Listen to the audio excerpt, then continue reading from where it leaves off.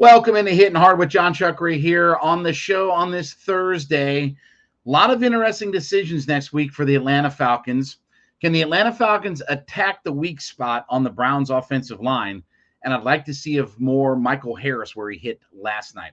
All of that coming up next. It is Hittin' Hard with Jon Chuckery here on Locked On Sports Atlanta. And Hittin' Hard is brought to you by Bet Online. Don't forget to check our folks out over there. And, of course, check us out on our YouTube page at Locked On Sports Atlanta. Hit that subscribe button. Leave us a comment. Over 4,000 strong now on there. We appreciate everybody being a part of our growing community. You can download us for free on all of your favorite podcast platforms, including Spotify and Odyssey. Leave us a 5-star review there. And, of course, follow me on my personal Twitter page, as you see down there, at JMSH316. Amazon Fire and Roku, we are on those platforms now as well. So one of the very interesting things, and I've been thinking about this a lot over the last several days here, is when the Falcons wrap up this week against the Cleveland Browns. That'll be 4 games in the books, right? Guess what next week means? That you can start to pull players off the short-term IR. So very quickly, short-term IR in the NFL has been changed for this year. Number one, instead of 3 games, it's 4 games. So if you're on short-term IR, you have to miss 4 games. So next week being week 5, guys are eligible to come back.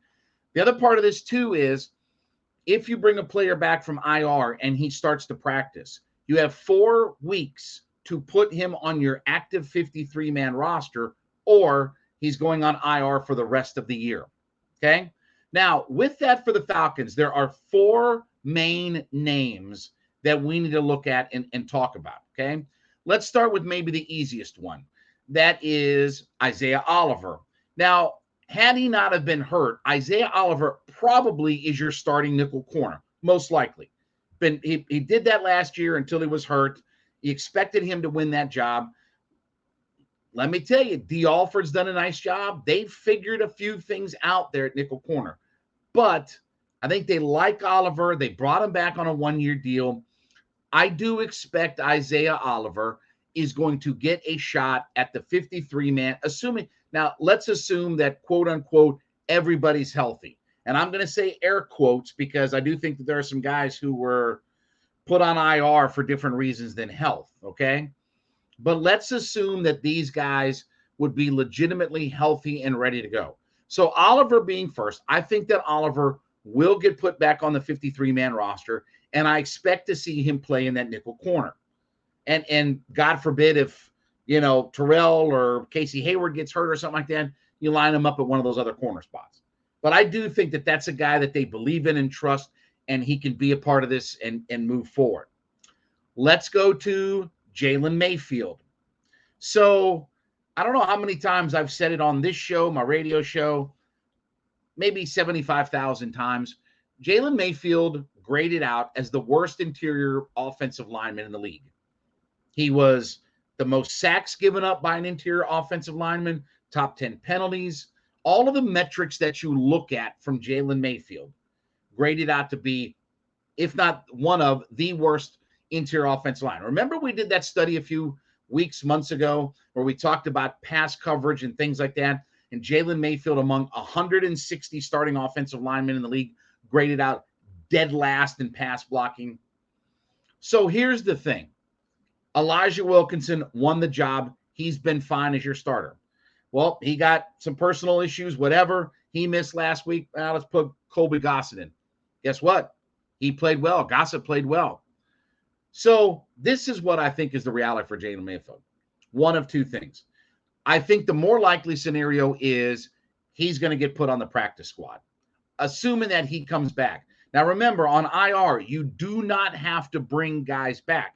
You can let them, for lack of a better term, just sit in limbo and continue to heal on IR.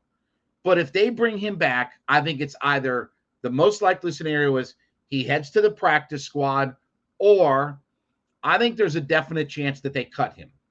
Because why take up a practice spot for a position that you feel like you've got some depth in and you could find somebody in? I think Jalen Mayfield's either not going to be around that much longer, and this might be his last year with the Falcons, or he's just going to get stashed on the practice squad, and you're just going to that's going to be it. So I don't have a lot of hope for Jalen Mayfield. And let's be honest, why change what's working? Because that's going to be the theme of what we're going to talk about in this. Why change what's working? Because they are working with some things and things are going well for the Atlanta Falcons. So I don't see a reason to change them. So I don't think there's a reason to activate Mayfield onto the 53-man roster.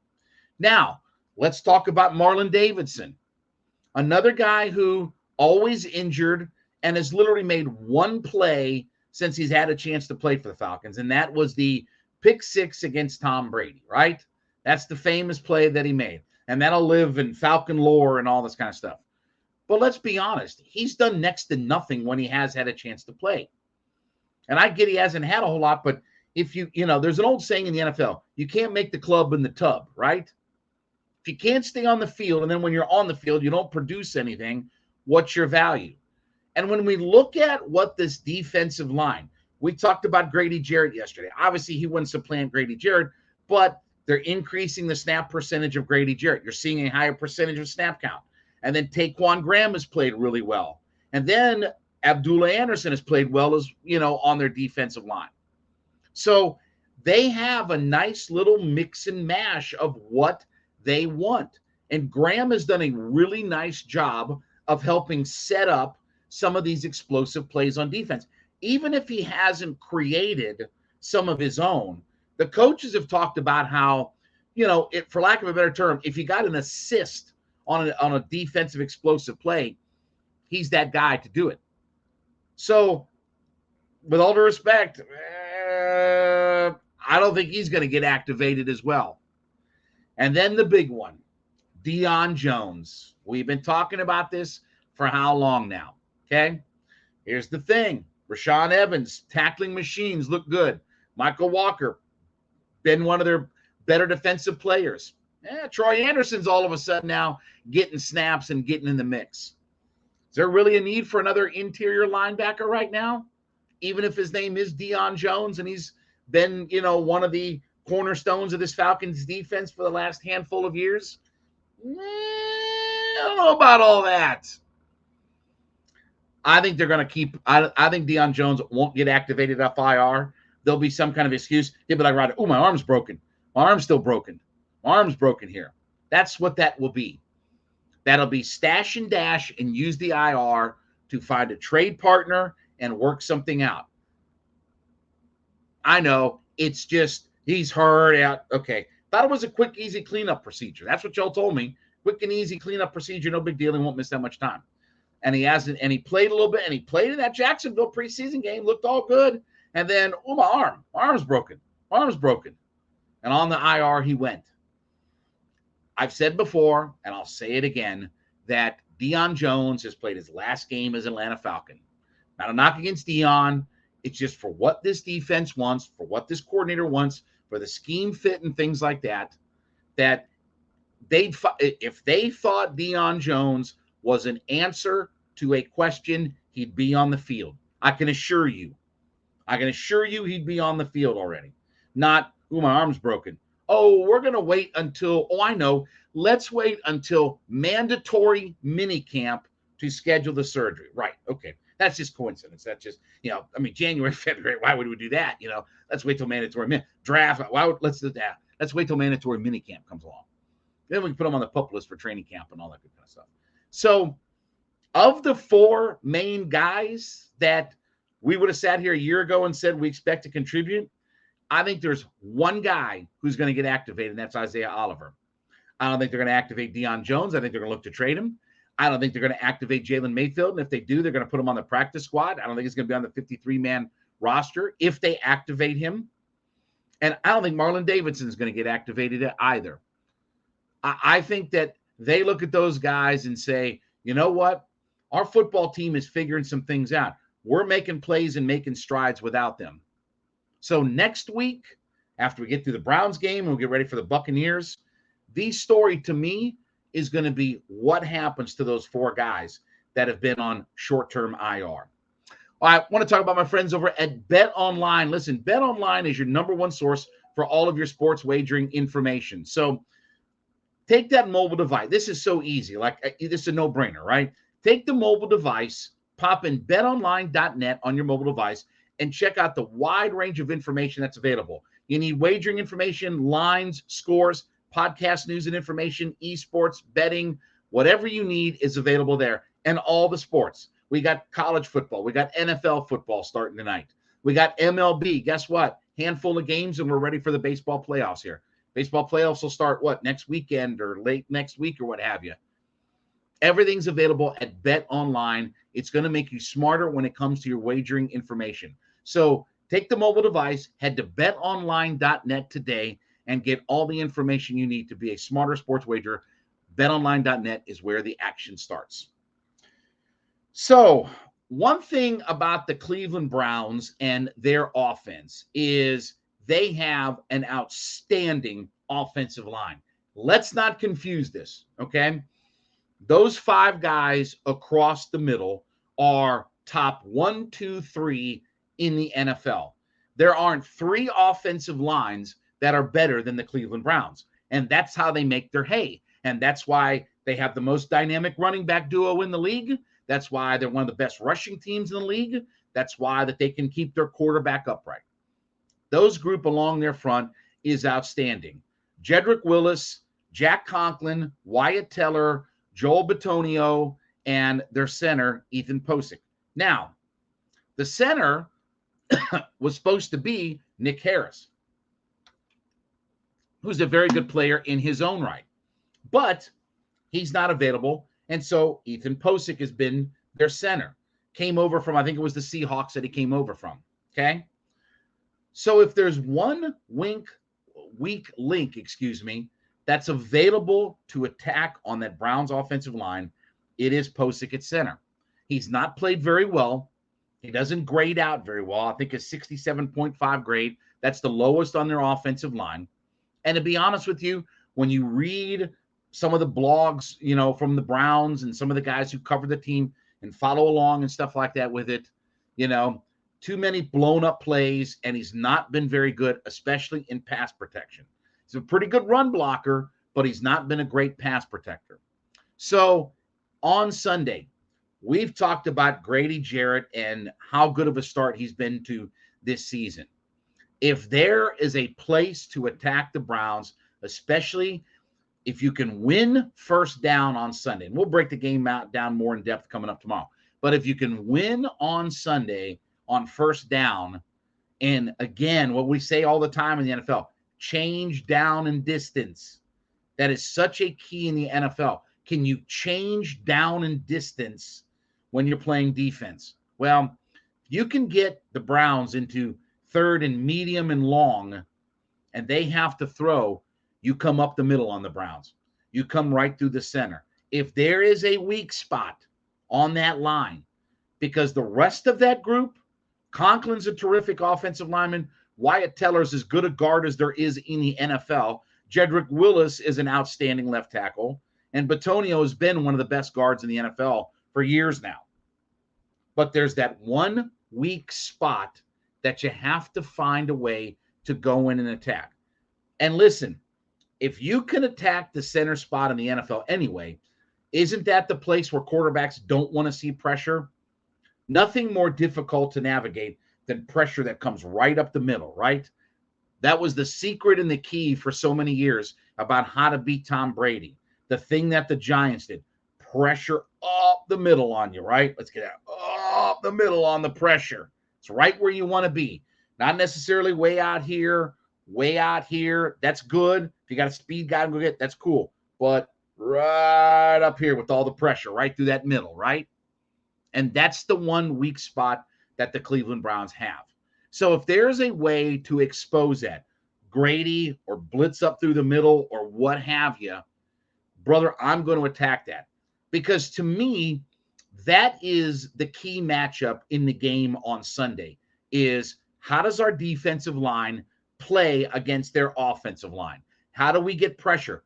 Can our 4 get pressure on their line? I don't know. One of the things Dean Pease talked about this week is that he likes the pass rush, and they've done some really good things, but they're not getting home with 4 guys. That at times they have to bring more guys with it to get pressure. Now, Look, that's not a bad thing, but that's not something you can consistently go out there and do, is blitzing that way or bringing extra guys all the time with it. At some point, your 4 has to find a way to get home, right? And that's the one thing Dean Pease talked about that he wants to see them get a little bit better at. So there is that one little weak link that's available to attack, and that's at the center position. Now, guess what? That is definitely our weak link as well on our offensive line. You know, our center's not played very well at all. I mean, to put it in perspective, of the 44 eligible centers in the NFL to have a Pro Football Focus grade, Drew Dalman, our center, is 40th in the league right now out of 44. How many teams are in the NFL? Not 40? Okay. Unless they expanded. They expand this week? Did the NFL expand this week? Is there a team in Sacramento, or is there a team in Columbus, Georgia, or something like that? Because otherwise, there aren't 40 teams in the league, and our center's 40th. So that should tell you a lot. But back to where we need to attack out there. So, look, there's probably not going to be a lot of big plays, and there's probably going to not be a lot of opportunity to make some hay and to attack some certain points. But you got to win on first down, and if you can make that 3rd and long and they have to throw, that soft spot in their offensive line is coming right through where the center is. And that doesn't mean it's going to be easy for the Atlanta Falcons, but this to me is the matchup of the game. Can the Falcons and their 4 guys on that line, can they find a way to get at and attack the Browns? Can they attack the Browns up front with their guys without having to bring extra guys in? Because think about the Browns. It's not just their skill position people, but don't forget, Kareem Hunt is an outstanding, not just running back, but a guy who catches a crap ton of passes coming out of the backfield. And that's been something that, and again, I know 5 years ago doesn't matter in today's NFL or whatever like that, but the Falcons have always had, it seems like, trouble guarding guys who are running backs that do a good job of catching the ball on the backfield. So you're going to need your linebackers and safeties and things like that to not just account for Amari Cooper and Njoku and those guys. They also need to account for Kareem Hunt swinging out and doing his thing and going out and finding passes and stuff like that. And that's where you need Michael Walker and things like that, not blitzing and coming into the line. You need Michael Walker to be able to cover Kareem Hunt and take care of that business coming out there. And then obviously Njoku, another guy who likes to sneak around and get out there as well. And they target him a pretty good amount as well. But you have to look for the little soft spots, right? You have to look for the soft, easy spots on the dog's belly. And that for the Browns is attacking their center and coming right through the middle. If you can expose that on Sunday, hey, man, you got a shot for sure.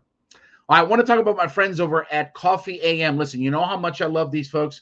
They are the best small batch coffee roaster in America, but they are right here in the state of Georgia, up in the Canton area. Listen, here's what you want to do.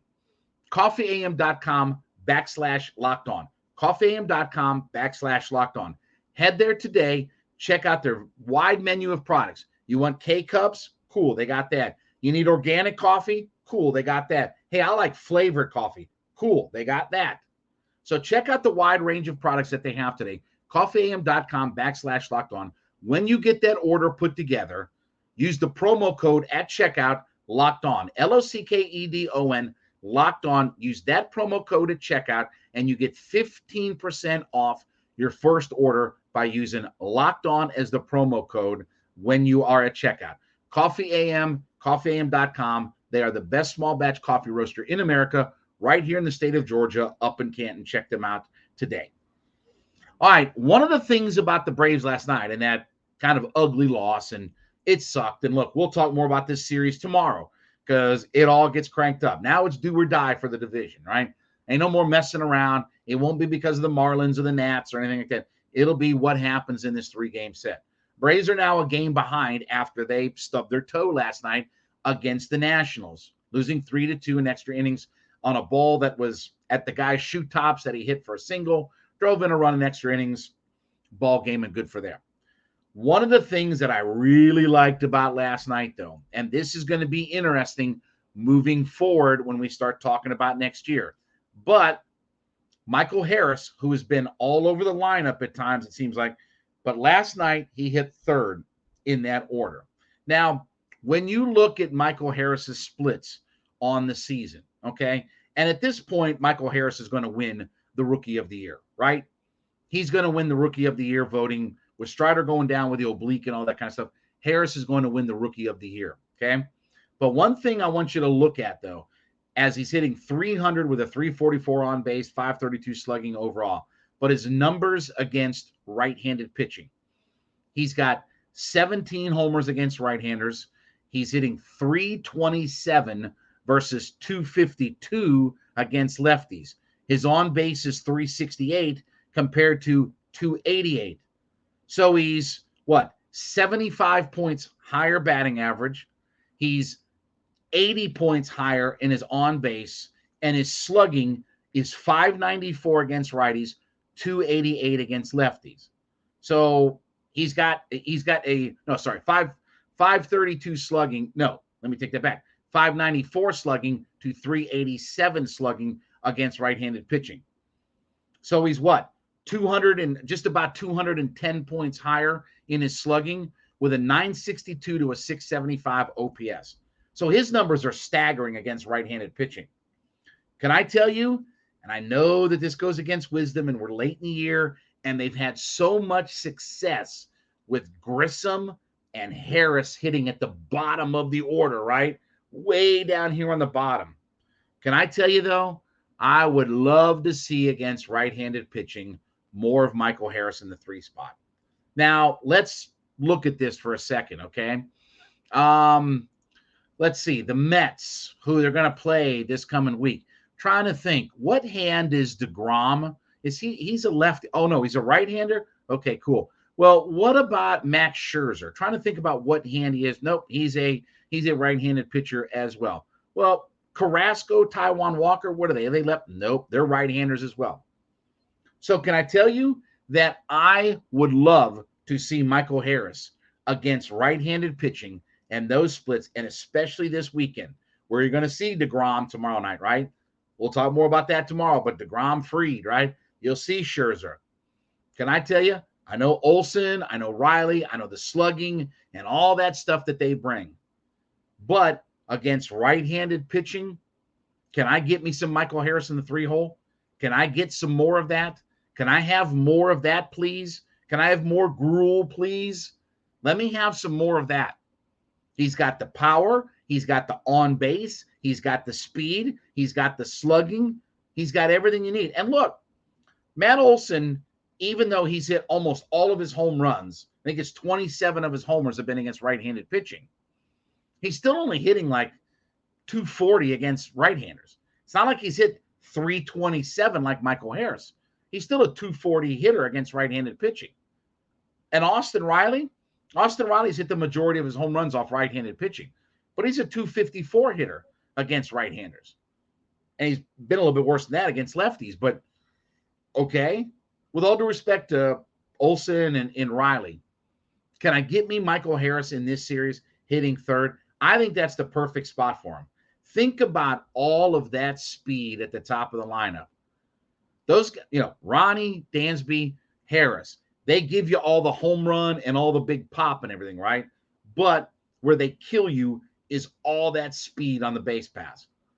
To where Riley doesn't have to drive the ball out of the ballpark. Olsen doesn't have to drive it out of the ballpark. Contreras, Darno, they don't have to drive it out of the ballpark. Those guys are just running around the bases like that, what was that Bugs Bunny cartoon, right? Dun dun dun dun dun dun dun dun dun dun dun dun. They're just running around the bases, right? Scoring runs. I'd love to see, and I don't know if Snitker will do this. That's the thing. I don't know if he will continue to do this. Even when they get in the playoffs, though, can I tell you, when you look at the splits, the difference in right-handed versus left-handed pitching, drop them down. Cool. Put them back in that 9 spot. Let me have Grissom and Harris in that 8-9 spot. Because I don't think Ozzy's going to play. Ozzy's not going to play in the first round of the playoffs. You heard it here first. Ozzy's not going to play in the first round. If they're the wild card team, they're not going. He's not going to play in that wild card round or whatever they call that thing. I don't even know what the hell it is anymore. They got so many confusing layers of baseball playoffs. He won't play in that first round. It'll be, we headed toward the NLCS or whatever thing is. It'll be later on in the playoffs before you see Ozzy. I don't think he's coming back in a week and all of a sudden his hand's going to be better and everything like that. So while you're waiting on him to return and wherever you're going to hit Ozzy and this, that, and the other, Left-handed pitching, Grissom and Harris, right down there at the bottom of the order. I'm good with all that. They've done enough. They've proven enough. But against right-handed pitching, let me get some Michael Harris up there third. I'd rather have him hitting third behind Dansby and behind Ronnie than even Riley or Olsen. And I know the big thing becomes, well, if it's Ronnie, Dansby, Harris, Olsen, you go righty-righty and lefty-lefty. And, Snicker likes to break it up and this, that, and pish-posh. Let me have my best hitters up there. Your best hitter typically hits in the 3-hole. That's why they wanted Freddie. That's why he spent all that time there. That's why Chipper Jones spent 20 years in the 3-hole. You want your best pure hit. And I know what you're going to tell me. Oh, it's a different world, Chuckery. It's a different baseball world.